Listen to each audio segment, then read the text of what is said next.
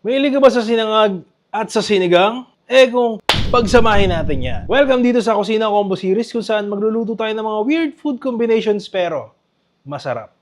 Sana.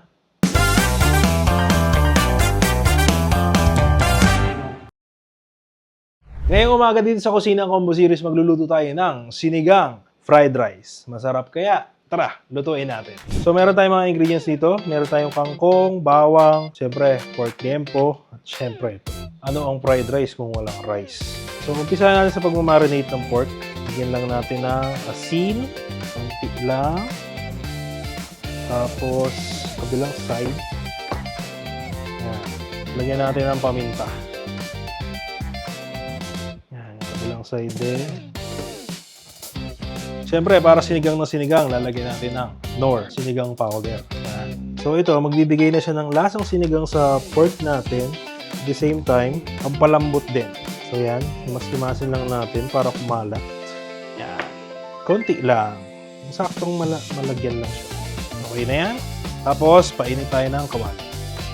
Prituhin lang natin itong liempo bago tayo gumawa ng fried rice. Tapos, lagyan natin ng mantika. Pag mainit na yung kawali, sakto lang.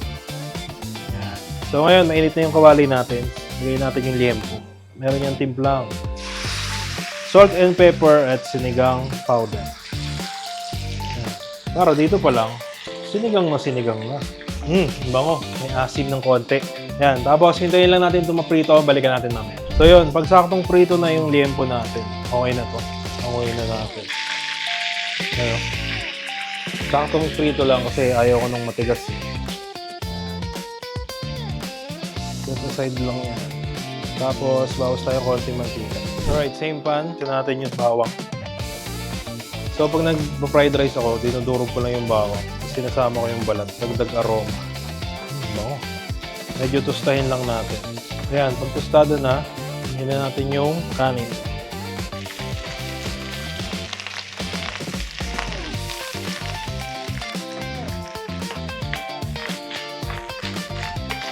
Haluin lang natin para hindi sunog yung ilalim.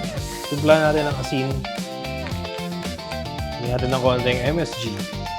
Tapos paminta. Tapos syempre yung sinigang powder natin. Konti lang. Haluin muna natin bago natin tuloy yung paglagay. Nagdagan pa natin konti. Think okay na yan. Haluin lang natin ng haluin. Lagyan natin yung kangkong natin.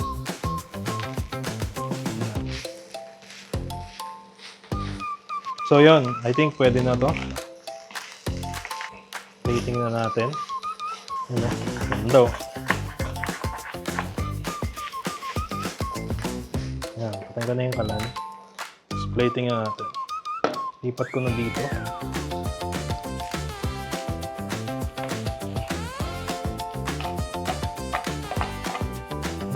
Bango.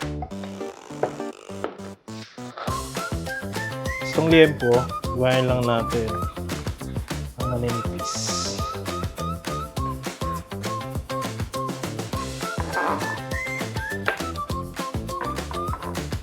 Uy, natapon, sayang.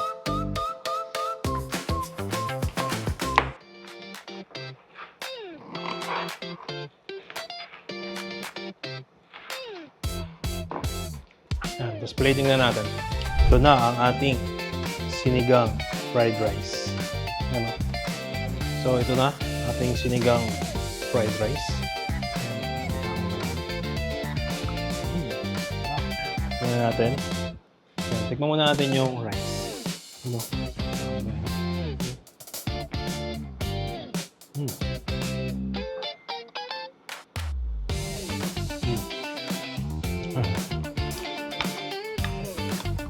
Hindi ko ma-explain. Masarap siya. Para ka rin nag-ulam ng sinigang. Pero tuyo lang. Tignan natin ng pork. So, yung bawang. So,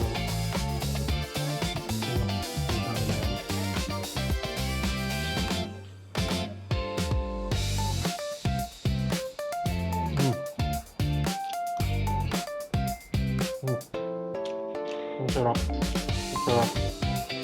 Hindi mo kalain. Pwede pala yun. Nakasin yung sinangag. Pero bagay. Isa pang perfect bite. Ang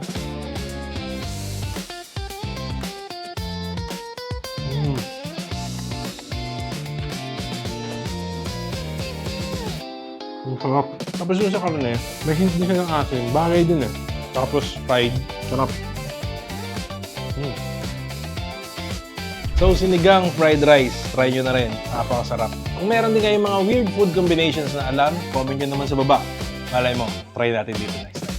Ako sa Jed at ito ang Kusina Combo Series. Welcome sa show, dito pangkaraniwan. Tikim ng ulam kahit makasalanan. Camera lights, tapos kain ka agad. Kung supply, but solid bawat kagat. Woo! Welcome sa show, dito pangkaraniwan. Tikim ng ulam kahit makasalanan. Camera lights, tapos kain ka agad. Kung supply, but solid bawat kagat. Ice cream with bagogong sweet na maalat. Pickles with peanut butter, parang alamat. Pakwan with hot sauce, sunog na malamig. Weird ang combo, pero minsan mas legit. Sabaw ng pares, tapos may kwek-kwek pa. Di mo alam kung sopas o ulam ba. Oreo on pizza, kakaibang trip. Kung ikaw ay weak, this ain't your ship. Walang takot sa tikim kahit sila'y mapailing. Kakaiba